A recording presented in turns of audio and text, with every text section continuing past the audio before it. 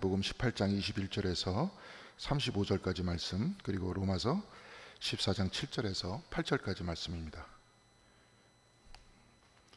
먼저 마태복음 18장 21절에서 35절까지의 말씀 제가 봉독해 드리도록 하겠습니다. 그때 베드로가 나와 이르되 주의 형제가 내게 죄를 범하면 몇 번이나 용서하여 주리이까? 7번까지 하오리이까? 예수께서 이르시되 내가 내게 이르노니 7번뿐 아니라 7번을 70번까지라도 할지니라. 그러므로 천국은 그 종들과 결산하려 하던 어떤 임금과 같으니 결산할 때에 10,000달란트 빚진 자 하나를 데려오매 갚을 것이 없는지라. 주인이 명하여 그 몸과 아내와 자식들과 모든 소유를 다 팔아 갚게 하라 하니 그 종이 엎드려 절하며 이르되 내게 참으소서 다 갚으리이다 하거늘 그 종의 주인이 불쌍히 여겨 놓아보내매 그 빚을 탕감하여 주었더니 그 종이 나가서 자기에게 100데나리온 빚진 동료 한 사람을 만나 붙들어 목을 잡고 이르되 빚을 갚으라 하매 그 동료가 엎드려 간구하여 이르되 나에게 참아주소서 갚으리이다 하되 허락하지 아니하고 이에 가서 그가 빚을 갚도록 옥에 가두거늘 그 동료들이 그것을 보고 몹시 딱하게 여겨 주인에게 가서 그 일을 다 알리니 이에 주인이 그를 불러다가 말하되 악한 종아, 내가 빌기에 내가 내 빚을 전부 탕감하여 주었거늘 내가 너를 불쌍히 여김같이 너도 내 동료를 불쌍히 여김이 마땅하지 아니하느냐 하고 주인이 노하여 그 빚을 다 갚도록 그를 옥졸들에게 넘기니라. 너희가 각각 마음으로부터 형제를 용서하지 아니하면 나의 하늘 아버지께서도 너희에게 이와 같이 하시리라. 아멘. 다음은 로마서 14장 7절에서 8절까지 말씀입니다. 우리 중에 누구든지 자기를 위하여 사는 자가 없고 자기를 위하여 죽는 자가 없도다. 우리가 살아도 주를 위해 살고 죽어도 주를 위해 죽나니 그러므로 사나 죽으나 우리가 주의 것이로다. 아멘. 그리스도의 평화가 함께 하시길 바랍니다. 오늘이 비대면 예배의 마지막이 되길 바랍니다. 코로나19가 장기화되면서 문득 과거 제가 미국에서 공부하던 때 수업 시간에 말했던 한 학생의 말이 떠오릅니다. 그 수업에서는 프랑스의 철학자 미셸 푸코를 읽었던 그런 시간이었는데요. 그 학생은 그 푸코의 철학은 노스탈지아 퓨처, 미래에 대한 추억이다 이렇게 평가를 했습니다. 이 말이 어떤 말이냐면 제가 좀 설명을 해드리도록 하겠습니다. 근대가 시작되자 사람들은 지식의 발달로 인해서 미래에 대해서 엄청나게 낙관을 하고 있었죠. 사람이 하늘을 날아서 전 세계는 일일 생활권이 되고 이제 모든 질병도 정복되어서 인간의 수명도 엄청나게 늘어날 것이고 세상은 평화롭게 하나로 통합될 것이다. 이런 생각들을 가지고 있었습니다.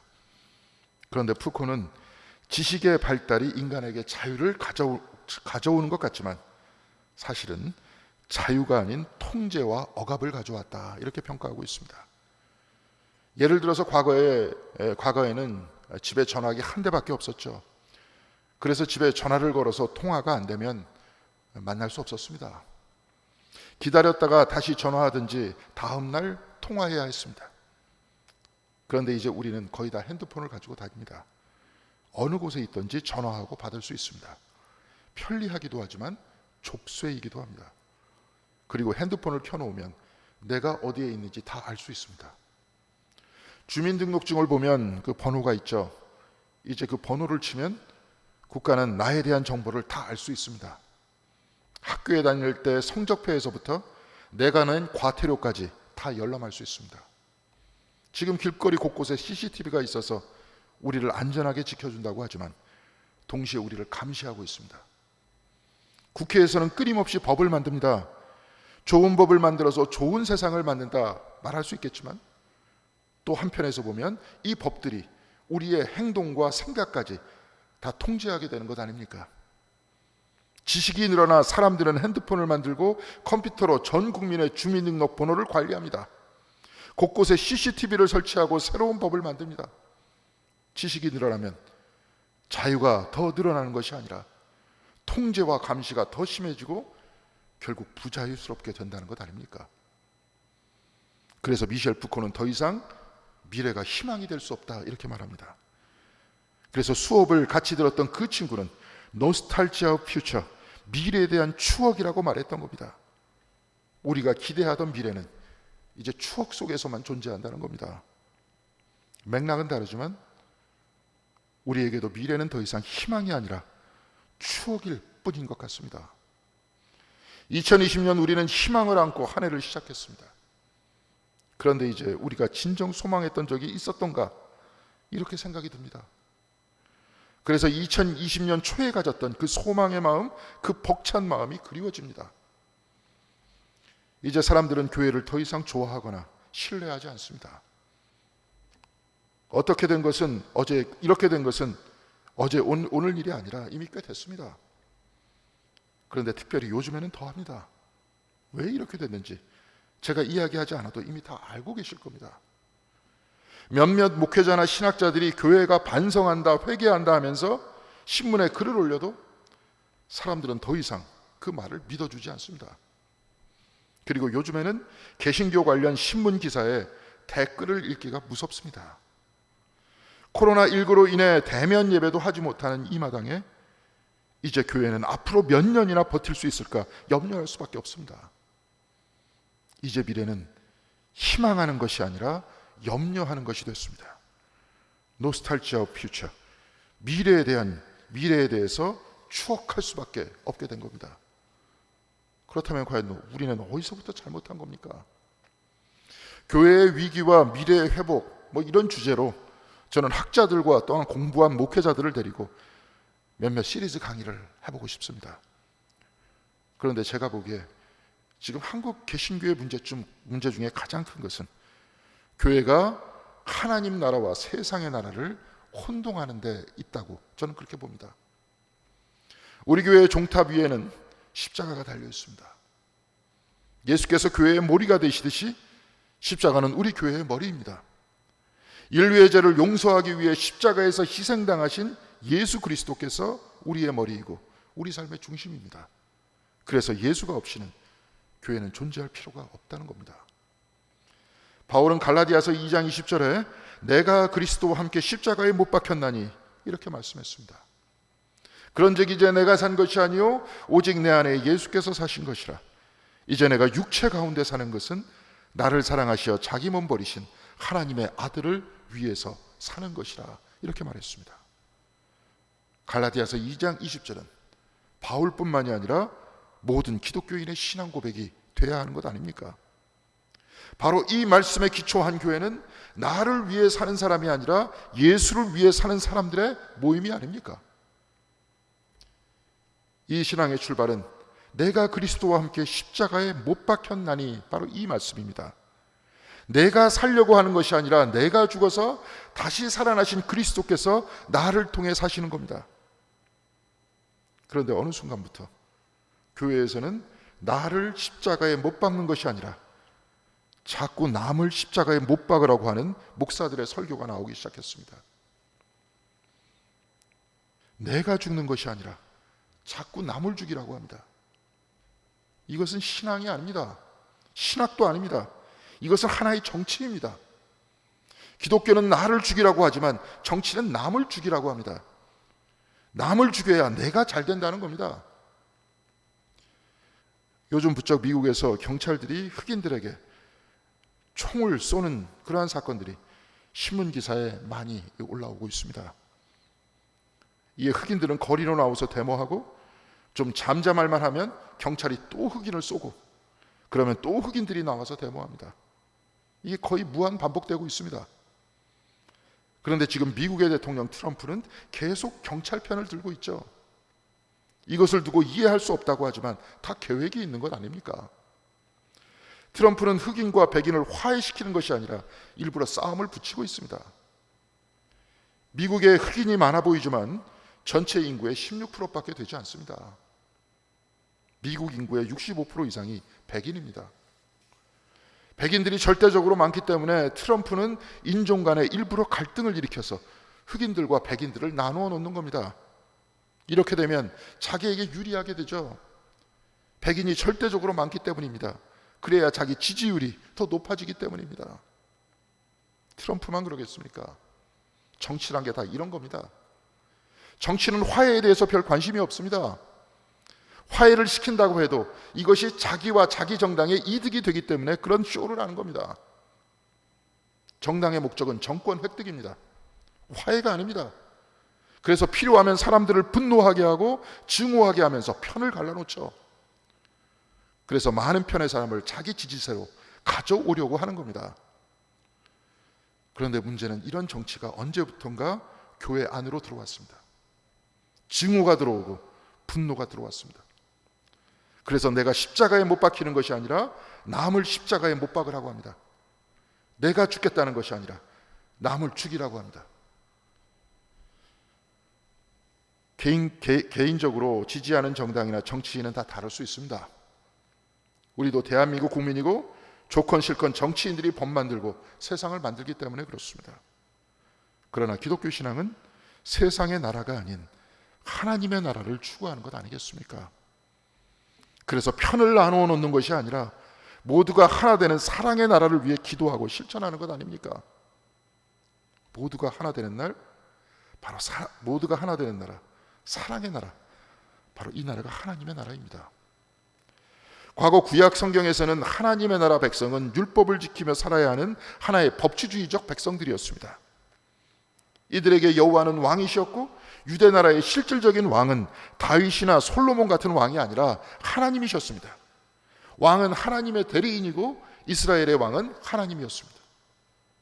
그러나 세월이 가면서 신앙인들은 더 깊이 하나님에 대해서 자각하기 시작했습니다. 하나님은 이스라엘만의 하나님이 아니고 세상 모든 사람들의 하나님임을 깨닫게 된 겁니다. 요나서에서 하나님께서는 요나에게 니느웨에 가서 예언하라고 하죠. 그런데 요나는 싫다고 하면서 다시스로 갔다가 다시 하나님께로 붙들려 옵니다. 니느웨는 이스라엘을 멸망시킨 아수르의 수도이니까 요나가 좋아할 리가 없습니다. 니느웨 백성을 싫어했던 요나는 요나서 3장 4절에 40일이 지나면 니느웨가 무너지리라 이렇게 예언하면서 다녔습니다. 그런데 이 소식을 들은 니느웨 백성들은 왕으로부터 시작해 모든 백성까지 베옷을 입고 제 위에서 하나님 앞에 회개했다고 했습니다. 40일 후에 그 성이 망한다고 했으니 요나는 방 넝쿨 밑에 초막을 짓고 니느웨 성이 파괴되는지 지켜보기로 했습니다. 그런데 니느웨 성은 멸망하지 않고 멀쩡했죠. 이에 요나는 왜 하나님께서 니느웨 성을 멸망시킨다고 하셔놓고 안 하셨느냐고 투정을 부립니다. 이때 하나님께서 요나서 마지막 장 마지막 절에 이렇게 말씀하셨습니다. 니느웨에는 좌우를 분별하지 못하는 자가 12만 명이요 가축도 많이 있나니 내가 어찌 아끼지 아니하겠느냐. 하나님께서는 이스라엘뿐만이 아니라 이스라엘의 적국인 니느웨까지도 아끼고 사랑하신다는 겁니다. 하나님은 나의 하나님이시지만 또한 적의 하나님이기도 하고 내가 싫어하는 사람의 하나님이시기도 하다는 것 아니겠습니까? 또한 하나님께서는 니느웨가 착하고 선해서 이들을 아끼신 것이 아니라 좌우를 분별하지 못하는 이들이 있어서 이들을 아끼고 사랑하신다고 말씀하셨습니다. 하나님은 우리가 착해서 우리를 사랑하시는 것이 아니라 오히려 못나고 실수하고 죄도 짓고 좌우도 분별하지 못해 바로 그렇게 되기 때문에 그렇지만 그럼에도 불구하고 사랑하신다는 것 아니겠습니까? 우리뿐만이 아니라 우리의 적과 원수들까지도 저들이 부족하기 때문에 사랑한다고 말씀하고 있습니다. 모두가 하나 되는 나라, 그래서 적까지도 사랑으로 화해하는 나라, 바로 이 나라가 하나님 나라라는 겁니다. 정치는 적과 나를 구분하여 다투고 싸우고 이기려고 하는 것이지만 하나님 나라는 적과 내가 화해하여서 하나가 되는 사랑의 나라입니다. 그런데 이 나라를 이루는 것은 쉽지 않습니다. 욕하고 증오하는 것이 빠르고 편하지 사랑하고 품고 화해하는 것은 어렵기 때문에 그렇습니다. 마찬가지로 오늘 우리가 읽은 복음서의 본문은 그 사랑의 어려움을 보여주고 있습니다. 오늘 복음서의 본문 마태복음 18장 21절에 베드로가 주님께 묻습니다. 그때 베드로가 나와 이르되 주여 형제가 내게 죄를 범하면 몇 번이나 용서하여 주리이까? 7번까지 하오리이까? 이에 예수께서 22절에 이렇게 대답하십니다. 예수께서 이르시되 내게 이르노니 7번뿐 아니라 7번을 70번까지라도 할지니라. 7에 70을 곱하면 490번입니다. 엄청나게 많죠. 용서의 횟수로는 불가능한 숫자입니다. 한마디로 무한대로 용서하라는 겁니다. 그런데 과연 무한대로 용서하는 것이 가능하겠습니까? 부모와 자식 간에도 용서는 쉽지 않습니다. 그런데 오늘 베드로는 형제라고 했습니다. 유다 백성입니다. 가족이 아니라 남입니다. 그렇다면 우리는 가족도 아닌 남을 무한대로 용서할 수 있습니까? 불가능합니다. 그런데 따져놓고 보면 주님의 가르침 거의 모두가 불가능한 것을 하라고 말씀하고 있습니다. 왼뺨을 때리면 오른뺨을 대라고 하십니다. 오리를 가자 하면 십리를 가지고 겉옷을 달라 하면 속옷까지 벗어주라고 하십니다. 가능합니까? 불가능합니다. 그런데 주님께서는 이 불가능한 곳에 하나님 나라가 숨어 있다고 말씀하고 계신 겁니다. 그리고 오늘 비유의 말씀을 하시죠. 오늘 복음서에서 주인은 10,000달란트 빚진 종을 데리고 오라고 했는데 1달란트는 노동자의 일일 품삯 1데나리온의 6,000배입니다. 만일 노동자의 일일 품삯을 5만 원으로 잡는다면 1달란트는 약 3억 원입니다. 3억 원. 1달란트는 3억 원인데 10,000달란트 하면 3조입니다. 엄청난 돈입니다. 주인이 이 돈을 빚진 종을 데리고 오라고 했는데 돈이 없어서 못 갚겠다고 했습니다. 그러자 그의 몸과 아내와 자식을 다 노예로 팔아서 그 돈을 갚게 하라고 했습니다. 이때 그 종은 엎드려 불쌍히 여겨달라고 하면서 다 갚겠다고 했습니다. 그러자 주인이 그 종을 보고 불쌍히 여겨 탕감해 주었다고 했습니다. 3조가 되는 돈을 탕감해 주었다. 현실에서 있을 수 없는 얘기죠. 바로 하나님께서는 불가능한 것을 우리에게 해주고 계신다는 것 아닙니까? 하나님께서는 태초부터 지금까지 우리에게 무한대로 주고 계십니다. 왜 주고 계시느냐? 아무 이유가 없습니다. 아무 이유 없이 주는 것, 이것이야말로 하나님의 은혜이고 우리에게는 불가능한 일입니다. 사람들은 무엇을 해준다면 다 이유가 있고 대가가 있어야 그렇게 합니다. 하나님만이 우리를 이유 없이 사랑하시고 이유 없이 은혜를 내려주시고 이유 없이 우리에게 생명을 주시는 겁니다. 3조를 탕감받아 기쁜 이 사람은 집으로 돌아가다 100데나리온이죠. 약 500만 원 빚진 자를 만나자 멱살을 잡고 돈을 갚으라고 합니다. 빚진 자는 제발 참아달라, 곧 갚겠으니 시간을 달라 했습니다. 그러자 그의 말을 듣지 않고 경찰서로 끌고 가서 자기 돈 500만 원을 갚기 전까지는 풀어주지 말라고 했습니다. 자기는 3조를 탕감받았는데 500만 원 빚진 사람을 탕감해주지 않았다, 이 말이죠.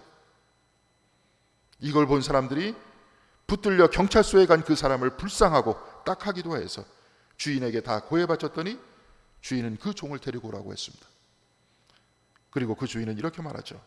본문 32절에서 34절까지의 말씀입니다. 내가 빌기에 내가 내 빚을 전부 탕감하여 주었거늘 내가 너를 불쌍히 여김과 같이 너도 내 동료를 불쌍히 여김이 마땅하지 아니하느냐 하고 주인이 노하여 그 빚을 다 갚도록 그를 옥졸들에게 넘기니라. 이 말씀을 마치시고 주님께서는 이렇게 덧붙이십니다. 너희가 각각 마음으로부터 형제를 용서하지 아니하면 나의 하늘 아버지께서도 너희에게 이와 같이 하시리라. 마음으로부터 형제를 용서하지 않으면, 그러니까 겉으로만 형제를 용서한다 하고 마음은 여전히 그를 미워하고 있다면 아무 소용이 없다, 이 말입니다. 500만 원 빚진 것 다 탕감하고 용서하고 그것도 겉으로만 그렇게 하는 것이 아니라 아예 마음에서도 다 잊어버리라는 겁니다. 그런데 이것이 가능합니까? 77번씩 70번 용서하는 것이 불가능한 것 같이 이건 역시 우리와 같은 평범한 사람들은 도저히 불가능한 일이 아니지 않습니까? 그런데 주님께서는 이런 불가능한 것 속에 천국이 숨어 있다고 말씀하고 계십니다. 그렇다면 천국은 어디에 있습니까? 천국을 이 세상 안에서 찾아낼 수 있습니까? 이 세상 어디에서 그 마음으로부터 70번씩 7번 용서하는 사람을 만날 수 있겠습니까? 없습니다. 저는 여태까지 그런 사람을 단 한 명도 만나보지 못했습니다. 그런데 그 어느 누구도 그렇게 살지 못했지만 오직 예수께서는 그렇게 사셨고 십자가 위에서 우리를 70번씩 7번 무한대로 용서하고 있지 않습니까? 지난 수천 년간, 아니 그 이전 인류의 잘못과 죄를 짊어지시고 십자가로 대속하셨으니 영원 무궁히 우리 모두의 죄를 용서하고 계신 것 아닙니까? 우리의 죄 태산 같지만 예수가 용서하시니 우리가 그 용서의 힘을 붙들고 아버지 하나님의 심판대 앞으로 나아갈 수 있는 것 아닙니까? 하나님 나라는 불가능한 것 속에 있습니다. 하나님 나라는 인간에게는 불가능한 영원한 용서 위에 서 있습니다. 그래서 하나님의 나라는 십자가 위에 있고 십자가에 달리신 그리스도 예수 안에 있는 것입니다. 오늘 우리가 읽은 로마서 14장 7절에서 8절까지 바울은 이렇게 말씀하고 있습니다. 우리 중에 누구든지 자기를 위하여 사는 자가 없고 자기를 위하여 죽는 자가 없도다. 우리가 살아도 주를 위하여 살고 죽어도 주를 위하여 죽나니 그러므로 사나 죽으나 우리가 주의 것이로다. 바울은 우리 중에, 신앙인 중에 누구도 자기를 위해 살고 자기를 위해 죽는 자가 없다고 했습니다. 신앙인이란 예수를 위해 살고 예수를 위해 죽는다고 했습니다. 왜냐하면 용서는 내 안에 없고 예수 안에 있기 때문에 그렇습니다. 사랑은 내 안에 없고 예수 안에 있기 때문에 그렇습니다. 하나님의 나라는 내 안에 없고 예수 안에 있기 때문에 그렇습니다. 우리는 용서할 수 없습니다. 70번씩 7번은커녕 7번도 단 한 번도 용서하기가 힘이 듭니다. 그래서 우리는 나를 향해 살지 않고 예수를 향해 살아야 하는 것 아니겠습니까? 용서야 사랑의 하나님 나라는 우리 안에 없습니다. 하나님의 나라는 세상의 정치 안에 없습니다. 하나님의 나라는 십자가에 달리신 예수의 사랑과 용서 안에 있는 것 아닙니까? 그래서 내 안에 사시는 그리스도의 예수의 능력으로 내가 남을 용서하고 내가 남을 사랑하는 바로 그 자리에 하나님의 나라가 세워지는 것 아니겠습니까? 사랑하는 성도 여러분, 어느 순간에서부터 교회 안에 증오가 들어오기 시작했습니다. 미움이 들어오기 시작했습니다. 나를 죽이는 것이 아니라 남을 죽이라고 하고, 나를 십자가에 못 박는 것이 아니라 남을 십자가에 못 박으라고 하고 있습니다. 그러나 이제 우리는, 그리고 한국의 교회는 다시 하나님 나라를 향해 가야 하는 겁니다. 니느웨 성의 백성들과 같이 베옷을 입고 제 위에서 회개해야 합니다. 그래서 나를 향한 삶에서 하나님 나라를 향한 삶으로 변화해야 하는 겁니다. 그래서 우리가 용서해야 하고 우리가 사랑해야 하는 겁니다. 우리 안과 우리 주변에 하나님 나라가 세워지는 그 기적과 기쁨을 체험하고 중생과 영생의 확신을 체험하는 교회가 다시 되어야 하지 않겠습니까? 사랑하는 성도 여러분, 교회가 혼탁해지고 있습니다. 그러나 이때 우리는 신앙을, 또한 십자가에 달리신 주님을 향한 그 신앙을 회복해야 하는 겁니다. 그래서 교회를 지켜야 합니다. 우리 신앙의 공동체를 다시 지켜나가야 하는 것입니다. 사랑하는 성도 여러분, 이제 우리는 다시 만날 겁니다. 다시 모여서 같이 앉아 예배를 드리고 속회에서 같이 앉아서 우리의 마음을 나누면서 십자가를 향해 가는 우리의 순례의 길을 서로 지지하고 기도할 것입니다. 용서하고 사랑하면서 우리는 다시 우리 교회 안에 하나님 나라가 세워지는 것을 체험하고 기뻐할 것입니다. 사랑하는 성도 여러분, 우리 공동교회가 다시 하나님 나라를 향하여, 다시 십자가를 향하여 가는 순례자들로 가득하기를 바랍니다. 이것이 용서와 사랑이 넘치는 아름다운 하나님 나라의 공동체가 되기를 바랍니다. 공동교회가 여러분들 모두의, 공동교회와 또한 여러분들 모두의 가정이 용서와 사랑의 하나님 나라가 되기까지 오늘도 한 걸음, 내일도 한 걸음 십자가의 주님을 향해, 그 안에 있는 하나님 나라를 향해 순례의 발걸음을 옮기시는 저와 여러분들 모두가 되시길 주님의 이름으로 간절히 기원드리겠습니다. 기도하시겠습니다.